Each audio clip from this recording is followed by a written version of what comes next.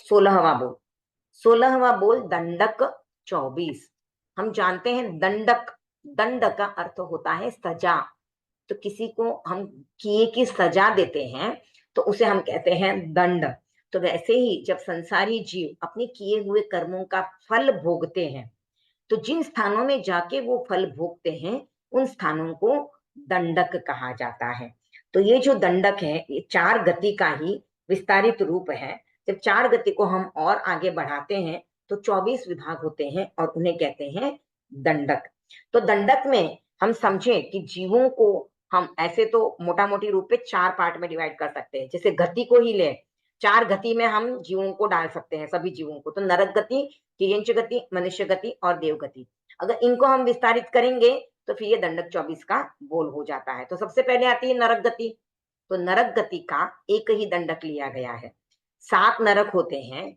तो अगर जिसने भी 25 बोल बनाए हैं या जो भी बनाना चाहे तो 7 नरक का भी एक एक करके अलग दंडक डाल सकते थे। लेकिन जिसने 25 बोल को बनाया है या इकट्ठ संकलन किया है, उसने देखा कि नरक का अलग अलग दंडक डालने की जरूरत नहीं है, क्योंकि 7 नारकी का दंडक एक ही रखा गया है। तो जो भी जिन्होंने भी 25 बोल बनाए हैं या इनका संकलन किया है, तो किस तरह से उनको रखना है, उन्होंने अपनी अपेक्षा के अनुसार ये भेद किए हैं। अपनी अपेक्षा के अनुसार ये भेद किए गए हैं। तो 7 नरक का एक ही दंडक है। नरक 7 है। रत्न प्रभा, शर्करा प्रभा, बालुका प्रभा, पंक प्रभा, धूम प्रभा, तम प्रभा, महातम प्रभा। तो सातों नरक का एक दंड है। और नरक में जैसे हम जानते हैं 3 प्रकार की वेदना होती है। एक तो उस क्षेत्र की ही वेदना होती है। दूसरी, नरक आपस में, नारकी जीव जो होते हैं वो आपस में एक दूसरे को वेदना देते हैं। और तीसरी वेदना जो होती है, परमाधामी देव जो होते हैं, ये असुर जाति के देव होते हैं।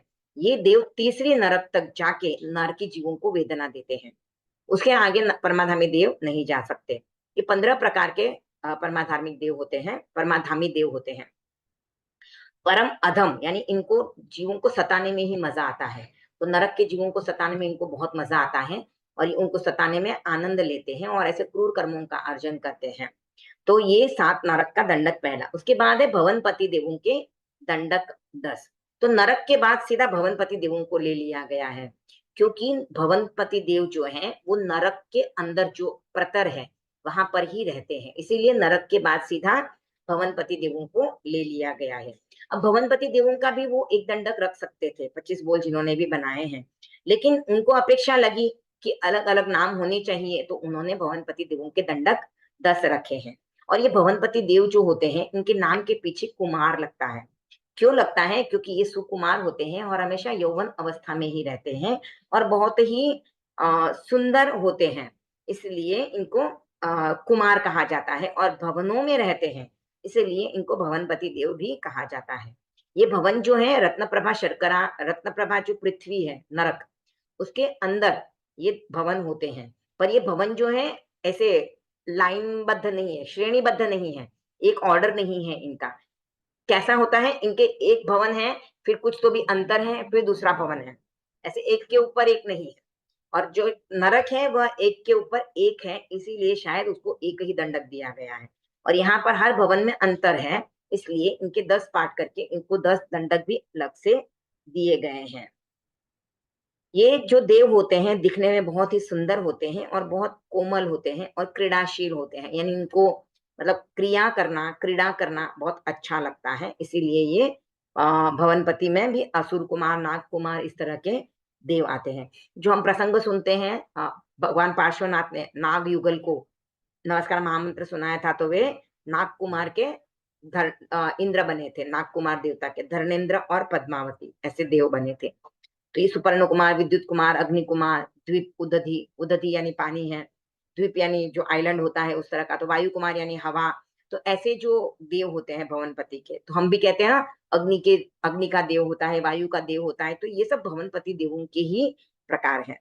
उसके बाद आता है तिर्यंच जीव, क्योंकि भवनपति के बाद फिर तिर्यंच जीव यानी हम लोग के ऊपर आ जाते हैं। तो रत्न प्रभा पृथ्वी के ऊपर आ गए तो तिर्यंच जीव, मनुष्य जीव, ये सब आने यहाँ पे शुरू हो जाते हैं। तो तिर्यंच जीवों का दंडक शुरू होता है, क्यों हम लो लेवल से स्टार्ट करते हैं, तो हम लो लेवल से स्टार्ट कर रहे हैं तो एक इंद्रिय से शुरुआत करेंगे। तो एक इंद्रिय में 5 स्थावर काय के जीव आते हैं। तो फिर पृथ्वी काय का दंडक, अब काय का दंडक, तेजस काय का दंडक, वायु काय का और वनस्पति काय का दंडक आ गया। उसके बाद फिर द्विंद्रिय का, त्रिंद्रिय का, चतुरेंद्रिय का। द्विंद्रिय, त्रिंद्रिय और चतुरेंद्रिय, इनको विकलेंद्रिय भी कहा जाता है। यानी इनकी इंद्रिय एकदम कम भी नहीं है और एकदम ज्यादा भी नहीं है, बीच में है, इसके लिए इनको विकलेंद्रिय भी कहा जाता है। तो अगर आपको क्वेश्चन आए विकलेंद्रिय के दंडक कितने हैं, तो द्विंद्रिय, त्रिंद्रिय और चतुरेंद्रिय का दंडक विकलेंद्रिय का होता है। तिर्यंच के दंडक कितने होते हैं पूछे जाए तो 9 दंडक होते हैं, 12 से लेकर 20 तक। तो ये दंडक होते हैं तिर्यंच के। तो तिर्यंच के 9 दंडक होते हैं। अगर आपको पूछा जाए देवताओं के दंडक कितने होते हैं, तो देवताओं के दंडक होते हैं तो 10 तो भवनपति के और 3 लास्ट में और देवताओं के दंडक है, तो 10 + 3 13 दंडक देवताओं के होते हैं। और मनुष्य का एक ही दंडक होता है, 21वां मनुष्य पंचेंद्रिय का। अब चतुरेंद्रिय का होने के बाद फिर पंचेंद्रिय में 2 पार्ट है, एक तो होते हैं तिर्यंच पंचेंद्रिय और मनुष्य पंचेंद्रिय। तो तिर्यंच पंचेंद्रिय का 20वां दंडक और मनुष्य पंचेंद्रिय का 21वां दंडक होता है। उसके बाद फिर वापस आ जाते देवताओं के दंडक, व्यंतर, ज्योतिष्क और वैमानिक। तो अब तिर्यंच जीव जो होते हैं वह मध्य लोक में, क्योंकि हम ये लोक जो है इसको 3 पार्ट में डिवाइड करें, ऊंचा लोक, मध्य लोक और नीचे का लोक। तो नीचे के लोक में नरक और भवनपति के देव रहते हैं, कुछ मनुष्य भी रहते हैं, लेकिन हम जो कॉमन हम समझते हैं उसमें मनुष्य और तिर्यंच मध्य लोक में, यानी इस रत्न प्रभा पृथ्वी के ऊपर, और ऊपर का जो लोक है उसके बीच में रहता है, तो ऊपर और नीचे के मध्य है, इसलिए इसको मध्य लोक कहा जाता है। इसको तिरछा लोक भी कहा जाता है, तिरछा लोक भी कहा जाता है। और यहाँ पर तिर्यंच होते हैं और मनुष्य भी पाए जाते हैं। अब तिर्यंच कौन होते हैं इसका भी यहाँ पर आपको एक बताया गया है कि देव, नारक और मनुष्य को छोड़कर बाकी जितने भी जीव हैं वे सभी तिर्यंच ही, बाकी जितने भी संसारी जीव, सॉरी मिच्छा में दुकर, बाकी जितने भी नारक, देव और मनुष्य को छोड़कर जितने भी संसारी जीव हैं वे सब तिर्यंच कहे जाते हैं। और एक दृष्टि से तिर्यंच गति को सबसे बड़ी गति कहा जाता है, क्योंकि इसमें जीवों की संख्या बहुत ज्यादा है, इसमें वनस्पति काय के जीव भी आ जाते हैं, तो इसीलिए इसको सबसे बड़ी गति कहा जाता है। अब नारक, देव और मनुष्य जो है वह लोक के कुछ कुछ भागों में पाए जाते हैं, यानी खास खास भाग है कि देव यहाँ पर ही पाए जाएंगे, मनुष्य यहाँ पर ही पाए जाएंगे और नारक भी यहाँ पर ही पाए जाएंगे, लेकिन तिर्यंच जो है वो पूरे लोक में पाए जाते हैं। लोक का ऐसा कोई भी भाग नहीं है जहां पर तिर्यंच न पाए जाते हैं। अब जब हम नरक गति की बात कर रहे थे तो एक बात बताना छूट गई है कि नरक में रत्न प्रभा पृथ्वी जो है वहां पर द्वीप है, समुद्र है, पर्वत है, सरोवर है, गांव है, शहर है, वृक्ष भी हैं और बादर वनस्पति काय भी वहां पर है। लेकिन उसके आगे की जितनी भी पृथ्वियां हैं, 6 पृथ्वियां रत्न प्रभा के बाद की, वहां पर कुछ भी नहीं है, न वृक्ष है, न लता है, न सरोवर है, न बादर वनस्पति है, कुछ भी नहीं है। तो सिर्फ रत्न प्रभा पृथ्वी में ही ये सब चीजें पाई जाती है। अब उसके बाद मनुष्य पंचेंद्रिय का दंडक, तो मनुष्य पंचेंद्रिय हम है ही। फिर आते हैं व्यंतर देव।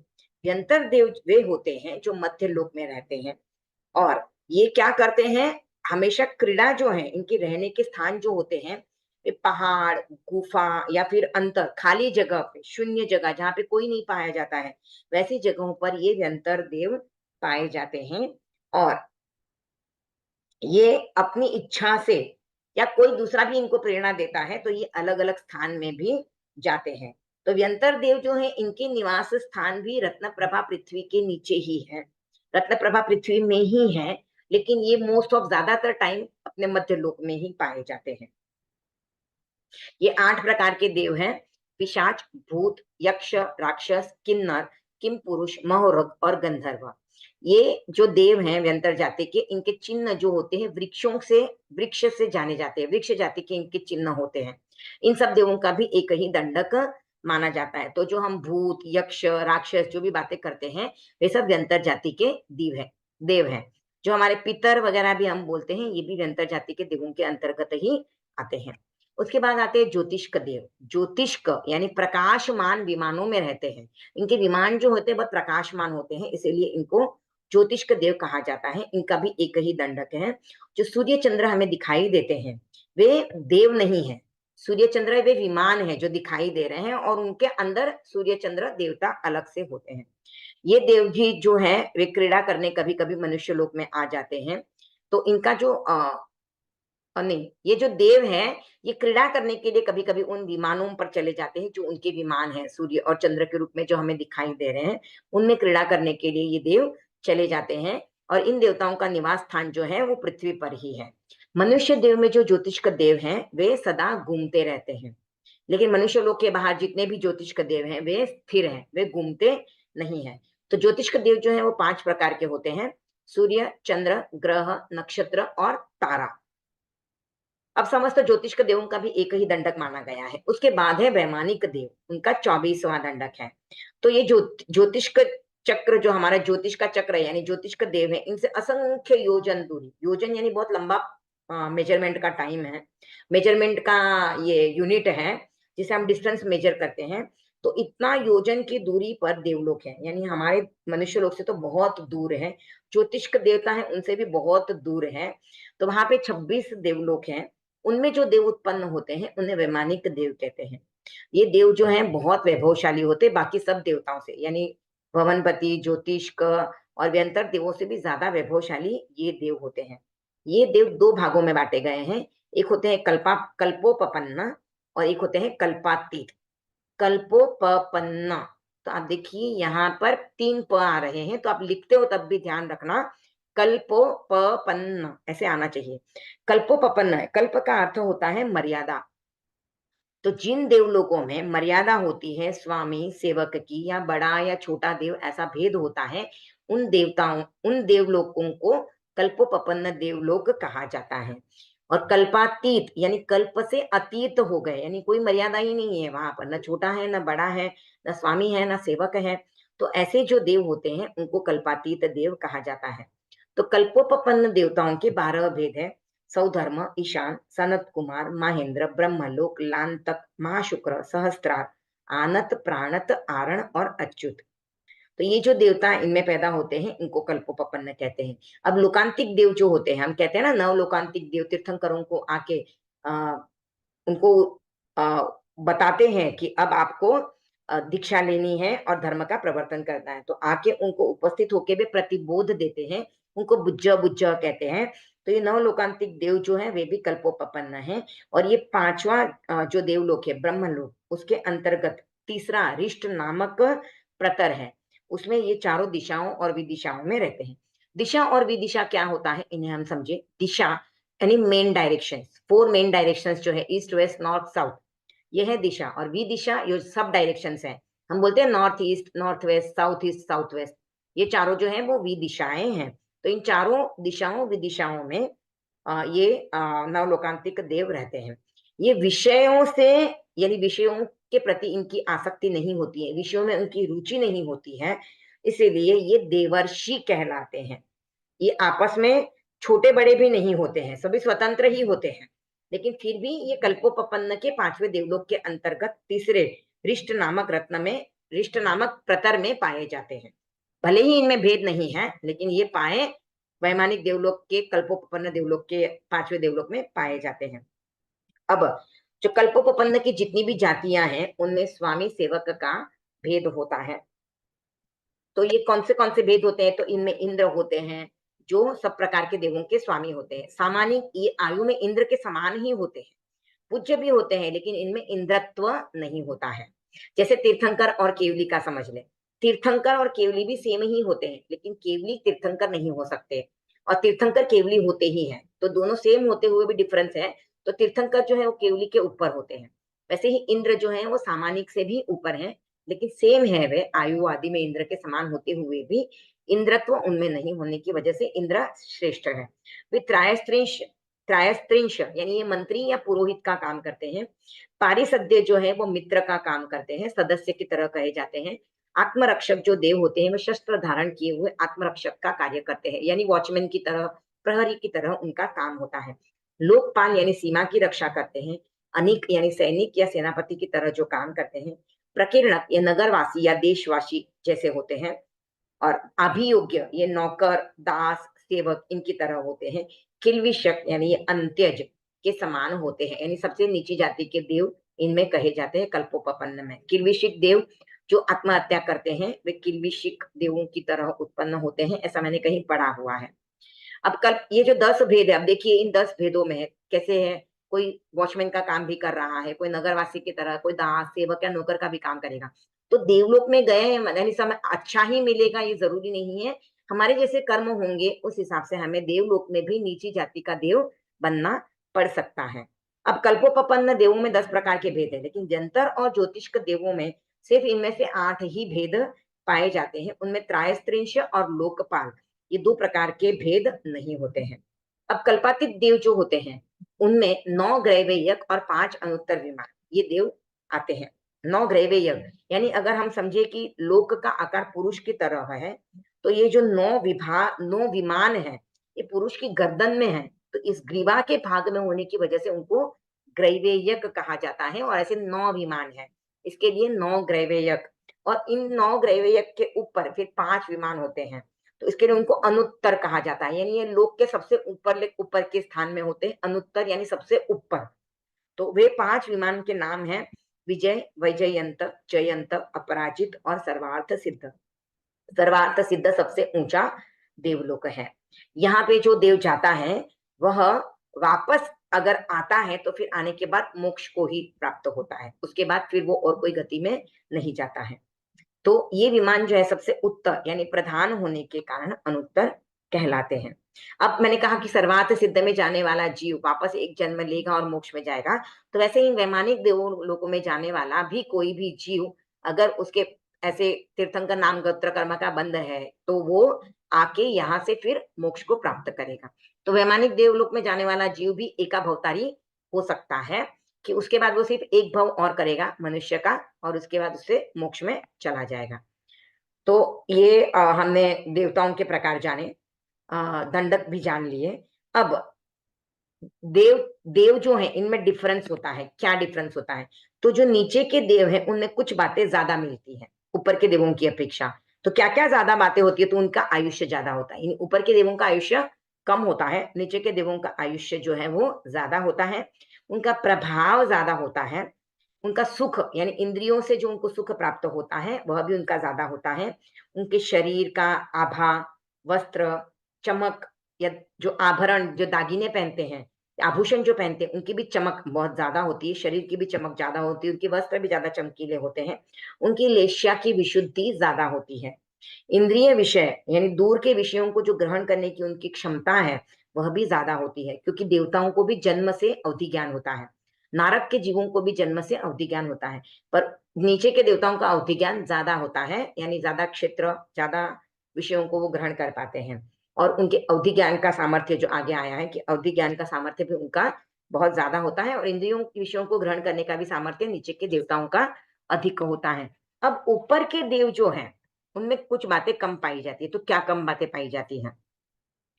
ऊपर के देवों में ये 4 बातें कम पाई जाती है। तो कौन सी? तो वे ज्यादा गति नहीं करते, इधर उधर आना जाना, चंचलता उनमें ज्यादा नहीं होती है, वे ज्यादातर स्थिर रहते हैं। उनके देह का परिमाण कम होता है, यानी हाइट वाइज देखे तो उनकी हाइट कम होती है। परिग्रह उनके पास कम होता है, यानी धन संपत्ति विमान उनमें कम होता है। और इनमें धन संपत्ति को लेके लड़ाइयां भी ज्यादा होती नहीं है, क्योंकि ये ऊंचे देवलोक में है। इनमें अभिमान भी ज्यादा नहीं होता है, अहंकार की मात्रा ज्यादा नहीं होती है। तो ये दंडक 16वां बोल दंडक 24 हमने समझा।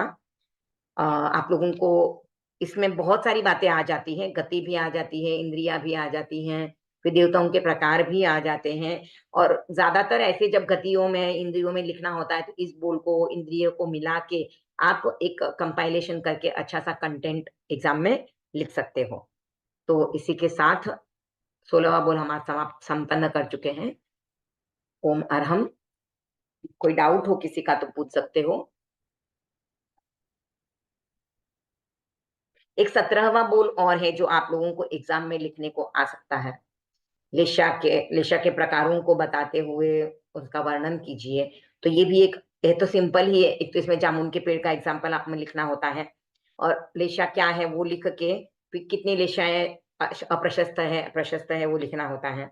कृष्ण लेशा का रंग, ये जो यंत्र दिया हुआ है पीछे लेशा यंत्र, वो अगर याद करके वहां पे कर लोगे तो काफी है। लेशा के लक्षण थोड़ा याद रखना डिफिकल्ट होता है, क्योंकि थोड़ा कंफ्यूजिंग है, मुझे तो कंफ्यूजिंग लगता है। आप में से किसी को याद रह जाए तो आप लिख भी सकते हो। बाकी लेशा भी अच्छा है अगर लिखने को आए तो। जैसे कंटेंट वाइज लिखने के लिए आप देखो तो गति का आपको क्वेश्चन आता है, गुणस्थान का क्वेश्चन आता है, लेशा का क्वेश्चन आता है, तो देवताओं के बारे में लिखने को आता है, तो कंटेंट अच्छा लिख सकते हो आप। तो ऐसे क्वेश्चन आए तो पहले उनको ही चूज कीजिएगा। अब जितना याद आए उतना लिखते जाइएगा तो अच्छे मार्क्स स्कोर कर पाएंगे। तो आज के लिए यहीं पे संपन्न करते हैं। किसी का कोई डाउट है? आंटी, हम्म। हाँ आंटी, मेरा एक डाउट है। ये क्वेश्चन आया है देवलोक का वर्णन करें, तो उसका कंटेंट क्या होगा आंटी? ये मैंने बताया था शायद कल ही।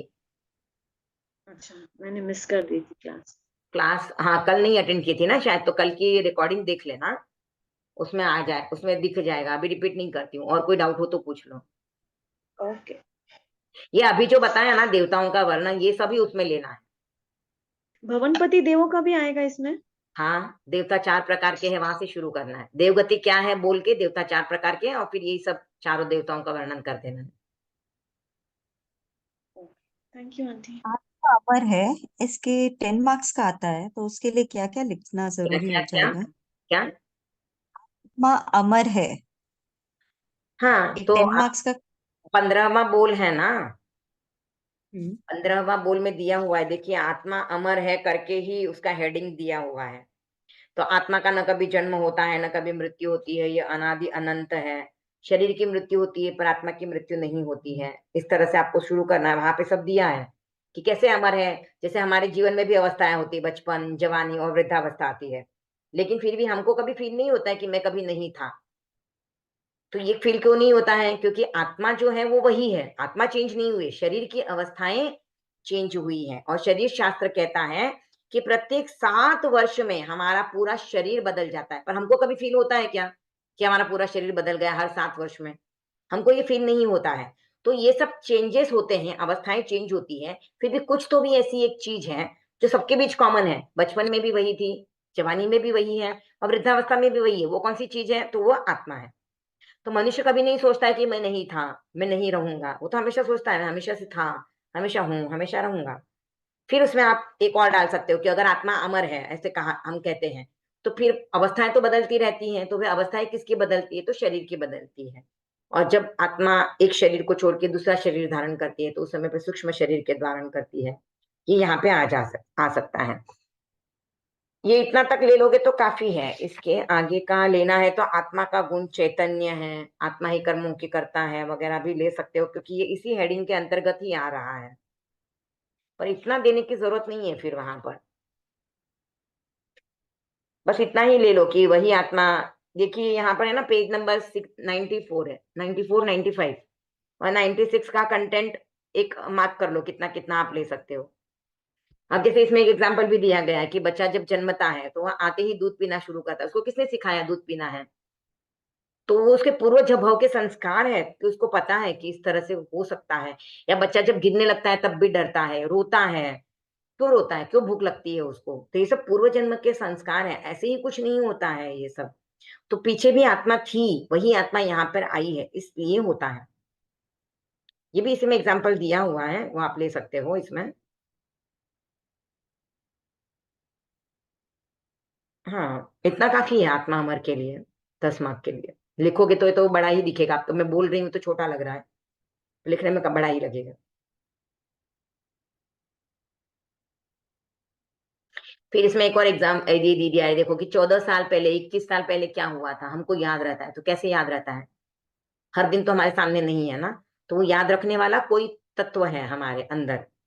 और एक और आप ये दे सकते हो कि आत्मा अमर है क्योंकि जब हमारा ये शरीर रहता है तब तो कोई तो भी क्रिया कर रहा है, पर हमारा शरीर यहाँ से छूट जाता है तब फिर ये क्रिया करना बंद कर देता है। तो कोई तो तत्व ऐसा था इसमें जो आया, तभी इसने क्रिया करनी शुरू की।